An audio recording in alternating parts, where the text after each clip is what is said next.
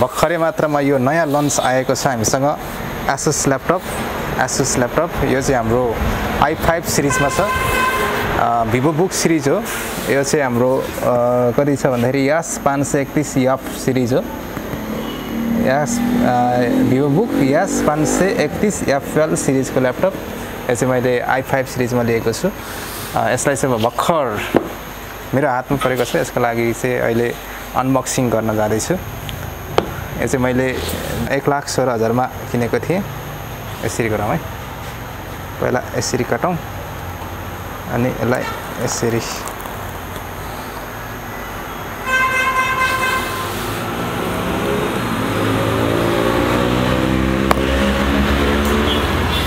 Okay यो हो नि त ल्यापटप भनेको यस भित्र चाहिँ एउटा ल्यापटपको छुट्टै ब्याग छ भने Asus Vivobook भन्ने र अर्को छ ब्याग यसमा चाहिँ केही पनि छैन यो चाहिँ खाली बट्टा यसलाई यता राखौं Asus को ब्याग धेरै राम्रो छ यो धेरै राम्रो छ यो ब्याग पनि यसलाई अहिले खोलाउँला र यो ल्यापटप वाउ नाइस यसलाई ट्याग लाएर यसरी खोलाउँ टनटन इन सर्च अफ इन्क्रेडिबल दामी प्याकमा पठाएछ यार अहिले त यार अर्को ल्यापटपको त यसरी आउँदैन के यो Vivobook को चाहिँ यसरी आएछ के ट्याग राम्रो लाग्यो यो भयो अनि यसमा छ एकदम दामी गेमिङमा रहेछ माउस पनि एकदम राम्रो खाले माउस एउटा माउस छ अर्को चार्जिङ एडाप्टर र पावर केबल छ चार्जिङको पनि धेरै राम्रो छ यो पावर केबल फास्ट चार्जिङ भयो फास्ट चार्जिङ सुविधा छ यसमा चाहिँ एकदम एसी एडाप्टर DC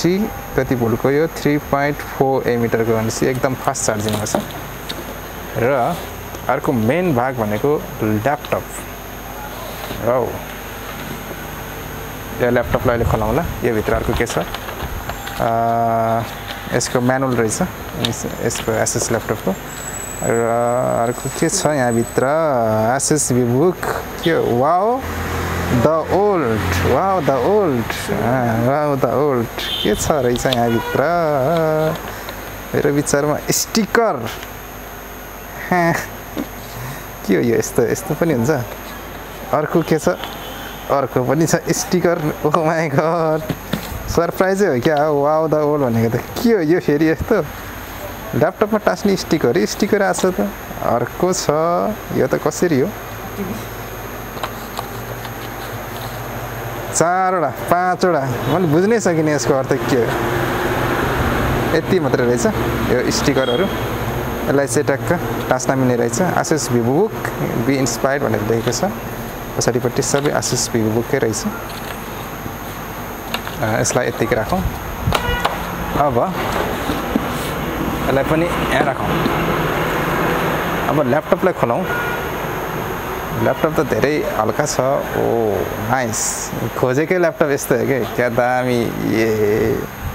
है सही छ नि यो भो सिल प्याक हाम्रो यो नेपालको लागि आधिकारिक विक्रेता भनेको नागमणि इन्टरनेशनल उहाँको लोगो छ यो कम्पनीको यसमा चाहिँ विन्डोज 10 जेन्युनमा राखेको छ भने अब यसलाई खोलौं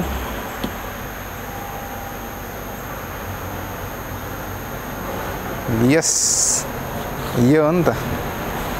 तरिका Intel Core i5 10 जेनेरेसन अनि NVIDIA ग्राफिकको छ भने यो नागमणि इन्टरनेशनलको 2 वर्षको वारेन्टी भएको ल्यापटप यो Asus Vivobook S15 धेरै राम्रो छ ल्यापटप एकदम स्लिम लाग्यो यसमा चाहिँ हाम्रो आईआर क्यामेरा फेसबाट पनि अनलक गर्न सकिन्छ हैन अर्को फ्रेमलेस नानो इज सिरिजको छ अनि स्क्रिन पनि अनि अर्को छ इरोङ लिट हाई हिङ सही रहेछ यसको हिङ हेरौँ न एकचोटि यसलाई यहाँ राखौँ यसको हिङ फोकसिङ है यहाँनिर है यस्तो अहिले क्लोज छ भने अब यसलाई खोल्दाखेरि ट्याक्क यो चाहिँ ट्याक्क माथि आफै उठ्दो रहेछ के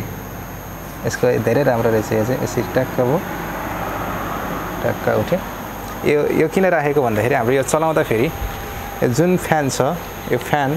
फ्यानको हावा बाहिर जाओस् नतातियोस् भन्नको लागि यो Asusले अहिले धेरै राम्रो बनाएको रहेछ यो डिजाइन चाहिँ फ्रेम पनि धेरै राम्रो छ फ्रेम एकदम पतलो छ पतलो फ्रेम छ त्यसमाथि अब किबोर्ड त यसको त भन्नै पर्दैन एकदम राम्रो छ किबोर्ड पनि अनि सँगसँगै माउस पनि ठीक छ अनि यसमा चाहिँ दुईटा USB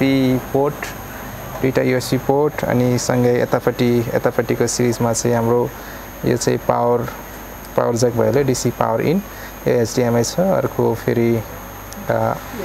USB पोर्ट र अर्को यो के भन्छ यसलाई C केबल हैन C केबलको पोर्ट र अर्को माइकको र हेडफोनको पोर्ट सँगै SD कार्ड लाग्ने पनि रहेछ मेमोरी कार्डको माइक्रो SD कार्ड अनि त्यसमा छ यसमा चाहिँ साउन्ड चाहिँ अहिले चाहिँ के हो हार्मन कार्डनको साउन्ड रहेछ कस्तो छ यसको चाहिँ अहिले बजाएर सुन्नै पर्छ पहिला चाहिँ सोनिक मास्टर्सको आउँथ्यो भने यो सिरिजमा चाहिँ हार्मन कार्डनको साउन्ड ड्राइभर अथवा त्यो प्रोडक्टको रहेछ यसलाई खोलेर हेरौँ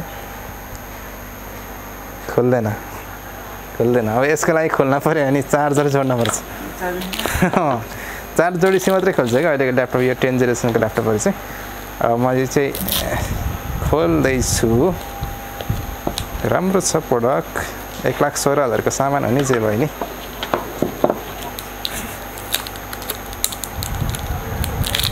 यसलाई खोलिदिउँ ल यो भयो यसमा चाहिँ यो ट्याक्कै यहाँ यसरी हालौँ हैन यसको कभर पनि यहाँनिर रहेछ कभर भयो अनि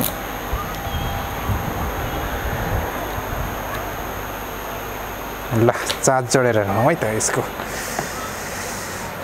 पहिला यो मल्टिप्लगमा जोड्छु ट्याक्कै यहाँ जोडेपछि मात्रै अब यसको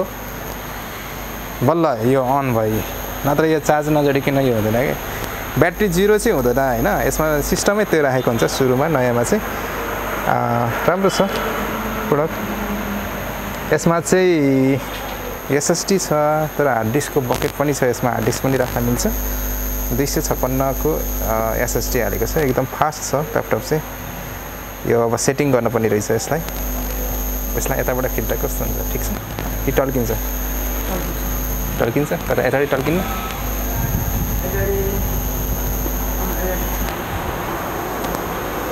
यसमा चाहिँ सेटिङ गर्न पनि रहेछ सुरुमा तलको नदेखे चाहिँ पसल फोकसिङ गर्नु अब अनि यसको लागि चाहिँ अब इङ्ग्लिस छ अहिले यसलाई यास गरौँ यसमा विन्डोज 10 जेन्युन आएको हुनाले यो आफैले सेटअप गर्नुपर्ने हुन्छ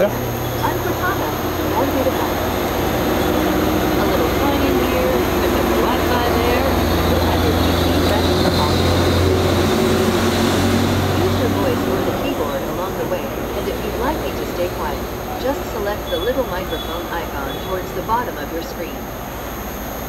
If you need an assistive screen reader, press the Windows, Control, and Enter keys at the same time to turn on narrator. Okay, enough intro. यो ल्यापटप चाहिँ हाम्रो i5 र i7 सिरिजमा छ भने यो चाहिँ अहिले i5 मा मैले लिएको छु United state Is that right? Yes. Your keyboard is set to US ठीक छ यस गरे मैले यसलाई skip Now let's get you connected to Wi-Fi. I don't have internet actually and cat videos as soon as possible. How about the first one on the list? Just so you know, connecting to a network now. Next up, the legal stuff. Type what you want to name Oh, name आयो है के नाम राख्दिनु त Asus नै राख्छौ नि ASUS धेरै राम्रो छ Asus ल्यापटप 2 वर्ष वारेन्टी भएको ल्यापटप एकदम राम्रो छ पासवर्ड नराख्नु okay Windows can save your spot in apps, files, and websites. Hey, look. These are the settings. Almost done now. We just need to get a few more things polished up for you, and Windows will be all yours. Looking forward to helping out.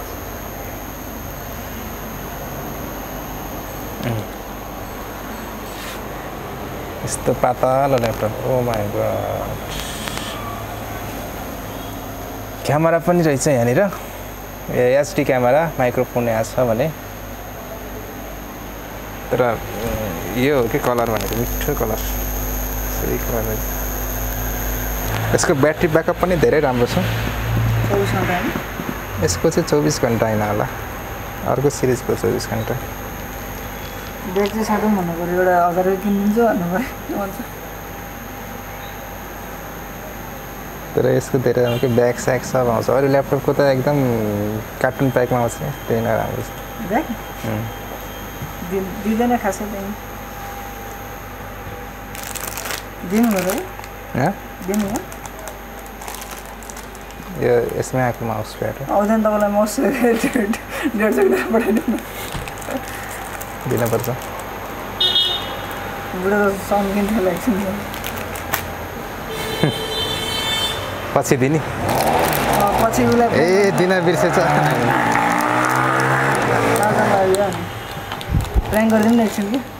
Wow यो हो नि त last Asus Vivobook एकचोटि हेरौँ recycle been this पिसी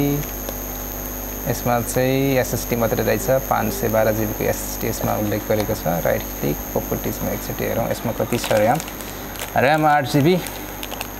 Asus चाहिँ computer manufacture भइहाल्यो अनि कोर i5 1.6 GHz 2.11 GHz को रहेछ प्रोसेसर चाहिँ 64 बिट एन्ड विन्डोज एक्टिभेसन छ कि छैन हेरौँ 8 GB को रहेछ हुन्छ यार 8 GB हो नि त यो त बुढो त मकै नि एन्ड कनेक्टेड एक्टिभ विन्डोज रे इन्टरनेट एक्टिभ गर्छ विन्डोज एक्टिभ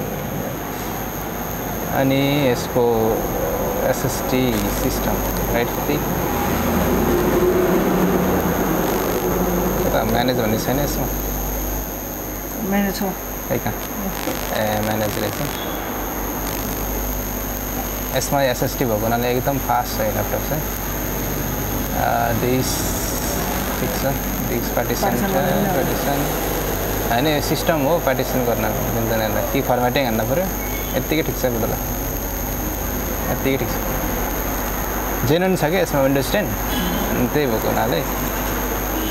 पर्सनलाइज यसको डेस्कटपहरू हेरौँ ब्याकग्राउन्ड थीम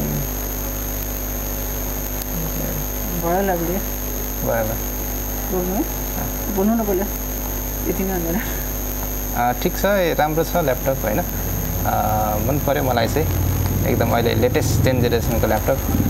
धेरै राम्रो छ ओके भयो यति भइसक्यो